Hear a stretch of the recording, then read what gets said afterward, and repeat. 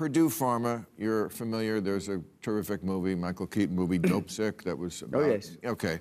And this is If you need an opioid, Purdue Pharma will sell you them at a reasonable price, whether you need them or not.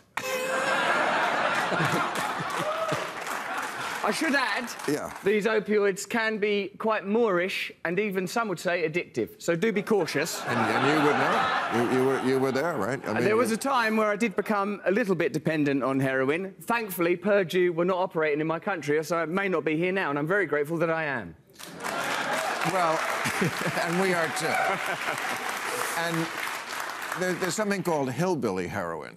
That's called OxyContin. And that's what they were pushing. But in October 2020, when the Justice Department announced Purdue Pharma pleaded guilty to felony charges of defrauding federal agencies, violating anti-kickback laws, marketing opioids to hundreds of doctors that it suspected were writing illegal prescriptions, and then lying about it to the DEA.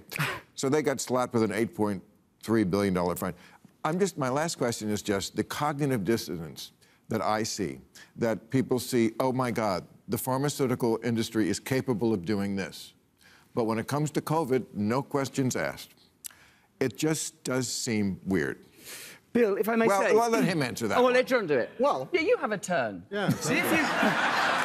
John, I'll offer you this challenge. Get the word sputum into your answer for bonus points. I've been sitting here thinking about that the entire time. I could tell, because I'm looking below the desk. Here we go. You know, we have a complicated relationship with the pharmaceutical industry. Anybody who's ever had a family member who's had cancer and seen what life-saving drugs can do for people. It also may have given it to them. And it may have, but that's actually kind of my. But that's actually kind of my point here. Is like the reality is that like if you have a black and white point of view, the pharmaceutical industry is engaged in a giant conspiracy to fuck us all over. You are denying the reality that many people have lives been saved by those drugs. If you say the pharmaceutical industry is incapable of error or malign behavior, you're equally an idiot. The reality is that in a capitalist society, there are going to be companies that seeking profit will do things that are incredibly innovative and good, and do things that are incredibly terrible and exploitive. That's just, that seems like the right position to have. I agree. Right? Let's just be skeptical. Great. Right, okay. And that's across the board. Sure. All right.